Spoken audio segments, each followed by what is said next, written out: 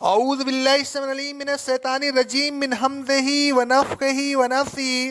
سورہ آل عمران کی آیت نمبر 21 سے لے کر 25 تک اللہ رب العالمین کا ارشاد گرامی ہے، اے رسول صلی اللہ علیہ وسلم، آپ تو بس اتنا کریں کہ ان لوگوں کو جو اللہ کی آیات کا انکار کر رہے ہیں اور اس سے پہلے انبیاء کو ناحق قتل کرتے رہے اور ان لوگوں کو بھی قتل کرتے رہے جو انصاف کا حکم دیتے تھے، دردناک عذاب کی خوشخبری سنا دیں۔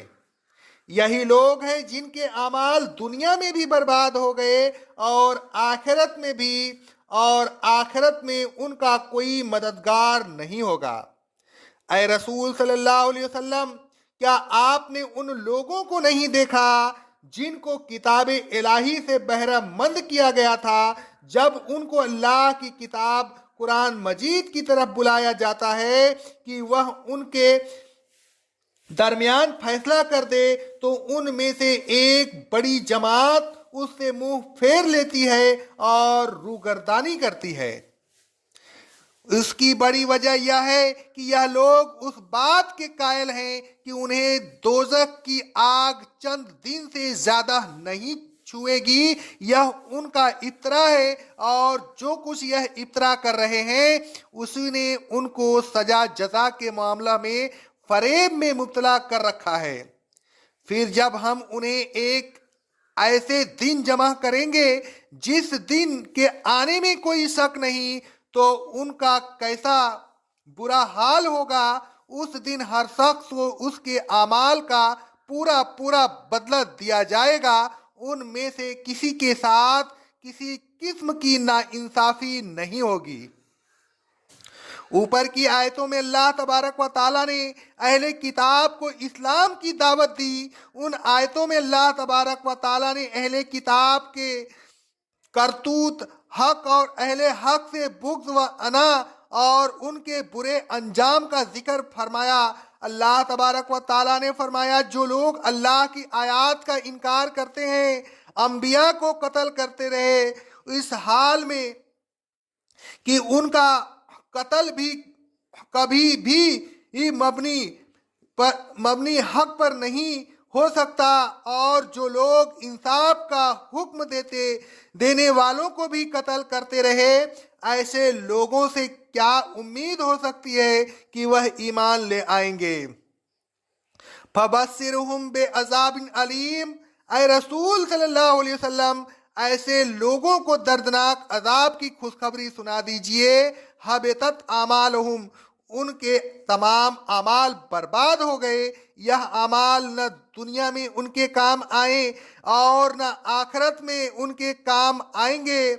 وما لہم من ناصرین، اور نہ آخرت میں ان کا کوئی مددگار ہوگا۔ اے رسول صلی اللہ علیہ وسلم، الم تر الی الذین اوتوا نصیبا من الکتاب، کیا آپ نے دیکھا نہیں کہ یہ لوگ جن کو اللہ کی کتاب سے بہرہ اندوز کیا گیا تھا کس قسم کے لوگ ہیں؟ یہ تو ایسے لوگ ہیں کہ جب کبھی ان کو اللہ کی کتاب قرآن مجید کی طرف بلایا جاتا ہے، لِيَحْكُمَ بَيْنَكُمْ، تاکہ وہ ان کے مابین جو اختلافات ہیں ان کا فیصلہ کر دے، تو یتولا فریق منہم، ان میں سے ایک بڑی جماعت اس دعوت سے پیٹھ پھیر لیتی ہے، وہم معرضون، اور وہ لوگ اس سے اگر فلاح کرتے۔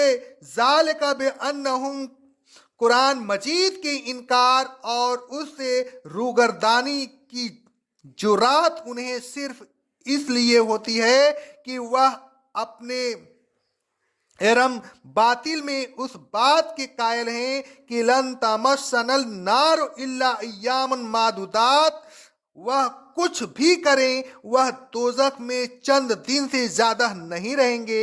यह उनका इफ्तरा है।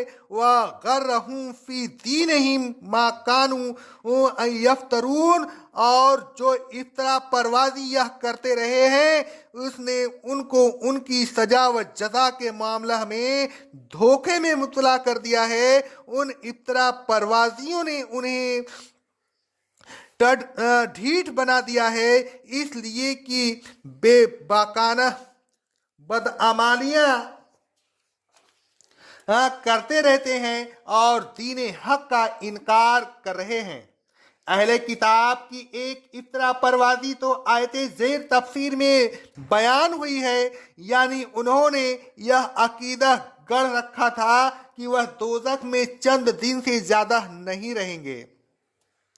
दूसरी इफ्तरा परवाजी उनकी यह थी कि जन्नत खालिस उनके लिए है, जन्नत में उनके अलावा कोई दाखिल नहीं होगा। अल्लाह तबारक व ताला फरमाता है सूरह बकरा की आयत नंबर 111 में, और अहले किताब कहते हैं कि जन्नत में यहूदी और ईसाइयों के अलावा हरगिज कोई दाखिल नहीं होगा। अल्लाह तबारक व ताला फरमाता है सूरह बकरा की आयत नंबर 94 में, ऐ रसूल सल्लल्लाहु अलैहि वसल्लम, आप अहले किताब से कहिए कि अगर अल्लाह के नज़दीक दारे आखिरत तमाम लोगों को छोड़कर खालिस तुम्हारे लिए मखसूस है, और अगर तुम उस दावे में वाकई सच्चे हो तो फिर मौत की तमन्ना करो ताकि दुनियावी तकालीफ से निजात पाकर अब्दी ये राहत का लुत्फ उठाओ। तीसरी इफ्तरा परवाजी उनकी यह थी कि वह खुद को अल्लाह तबारक व ताला के बेटे और प्यारे समझते थे। अल्लाह तबारक व ताला फरमाता है सूरह अल माइदा की आयत नंबर 18 में, और ए रसूल सल्लल्लाहु अलैहि वसल्लम, यही रसूल यहूद और नसारा कहते हैं कि हम अल्लाह के बेटे और उसके महबूब हैं। चौथी इफ्तरा परवाजी उनकी यह थी कि वह जिब्रील अलैहिस्सलाम को अपना दुश्मन समझते थे और कुरान मजीद पर ईमान न लाने का उन्हें यही बहाना बना रखा था कि उसको लाने वाला फरिश्ता उनका दुश्मन है। उनकी इफ्तरा परवाजी के सिलसिला में अल्लाह तबारक व ताला फरमाता है सूरह बकरा की आयत नंबर 97 में, ऐ रसूल सल्लल्लाहु अलैहि वसल्लम, आप कह दीजिए जो शख्स जिब्रील का दुश्मन हो तो उसे खबरदार हो जाना चाहिए कि बेशक वही तो है जिसने अल्लाह के हुक्म से यह किताब आपके कल्ब पर उतारी है, जो पहली किताबों की तस्दीक करती है और ईमान वालों के लिए हिदायत और बसारत का मसरदा सुनाती है। पांचवें इफ्तरा परवाजी उनकी यह थी कि वह इब्राहीम अलैहिस्सलाम, इस्माईल अलैहिस्सलाम वगैरह को यहूदी या ईसाई समझते थे।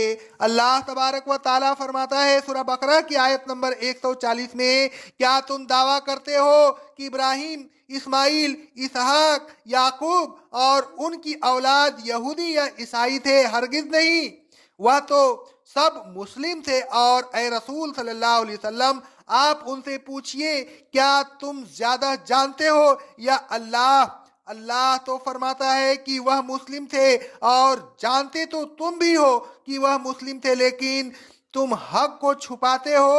और उससे ज्यादा कौन जालिम होगा जो अल्लाह की शहादत को जो उसके पास मौजूद है छुपाता है? क्या उसको नहीं मालूम कि अल्लाह तबारक व ताला से कोई चीज मख्फी नहीं रह सकती? और ऐ अहले किताब, जो कुछ तुम कर रहे हो अल्लाह उससे गाफिल नहीं। छठवीं इफ्तरा परवाजी उनकी यह थी कि अल्लाह तबारक व ताला ने उनसे अहद ले लिया है कि वह किसी नबी पर ईमान न लाए जब तक वह ऐसी कुर्बानी पेश न करे जिसे आग आकर खा जाए। अल्लाह तबारक व ताला फरमाता है सूरह आले इमरान की आयत नंबर 183 में, अल्लाह ने उन लोगों की बात सुन ली है जो कहते हैं कि अल्लाह ने हमसे यह अहद लिया है کہ ہم کسی رسول پر اس وقت تک ایمان نہ لائیں جب تک وہ ہمارے سامنے ایسی قربانی پیش نہ کریں جس کو آسمان سے آگ آ کر جلا ڈالے۔ ایسے اے رسول صلی اللہ علیہ وسلم، آپ ان سے کہہ دیجئے کہ مجھ سے پہلے بہت سے رسول بڑے بڑے معجزات لے کر آئے، اور وہ معجزات بھی لے کر آئے جس کا تم نے مطالبہ کیا ہے، تو بس اگر تم اپنی بات میں سچے ہو تو ان پر ایمان کیوں نہیں لائے، کیوں انہیں قتل کرتے رہے؟ ساتویں، افطرا پروازی ان کی یہ تھی کہ انہوں نے یہ دعویٰ کیا کہ اللہ تبارک و تعالیٰ نے کسی آدمی پر کبھی کوئی کتاب نازل نہیں کی، لہذا ہم کسی کتاب پر ایمان نہیں لاتے۔ اللہ تبارک و تعالیٰ فرماتا ہے سورہ انعام کی آیت نمبر 91 میں، ان یہودیوں نے اللہ کی قدر نہیں کی جیسا کہ قدر کرنے کا حق تھا، جبکہ انہوں نے یہ کہا کہ اللہ تبارک و تعالیٰ نے کسی انسان پر کبھی بھی کوئی کتاب نازل نہیں کی۔ اے رسول صلی اللہ علیہ وسلم، آپ ان سے پوچھئے، بتاؤ وہ کتاب کس نے نازل کی تھی جس کو موسیٰ لے کر آئے تھے اور جو لوگوں کے لیے نور اور ہدایت تھی۔ مندرجہ بالا افطرا پروازیوں میں وہ مگن تھے اور یہ سمجھ بیٹھے تھے کہ اگر وہ قرآن مجید پر ایمان نہیں لائیں گے تو ان کا کچھ نہیں بگڑے گا۔ ان افطرا پروازیوں کی وجہ سے وہ اپنے انجام سے بے پرواہ ہو گئے تھے اور اپنی سزا و جزا کے سلسلہ میں دھوکے کے اور فریب میں مبتلا تھے۔ اللہ تبارک و تعالیٰ نے ان کی خود افطرا شدہ باتوں کی تردید اور ان کی خوش فہمیوں پر تنبیہ کرتے ہوئے فرمایا، فَكَيْفَ إِذَا جَمَعْنَاهُمْ لِيَوْمٍ لَا رَيْبَ فِيهِ، ان کا اس وقت کیا حال ہوگا جب ہم ان کو ایک ایسے دن جمع کریں گے جس دن کے آنے میں کوئی شبہ نہیں، وہ دن یقیناً آئے گا۔ اس دن ان کی خوش فہمیوں کی حقیقت کھل جائے گی۔ وَوَفِّيَتْ كُلُّ نَفْسٍ مَّا كَسَبَتْ وَهُمْ لَا يُظْلَمُونَ، اور ہر شخص کو اس کے اعمال کا پورا پورا بدلہ دیا جائے گا، نہ کسی کی حق تلفی ہوگی اور نہ کسی پر زیادتی کی جائے گی۔ اے لوگوں، خوش فہمیوں میں مبتلا نہ ہوئیے، اس خام خیالی میں نہ رہیے کہ ہم اہل سنت ہیں، اہل حدیث ہیں، حنفی یا شافعی ہیں، کسی پیر کے مرید ہیں، کسی امام کے مقلد ہیں، بس یہ چیزیں ہمارے بخشش کا سبب بن جائیں گی۔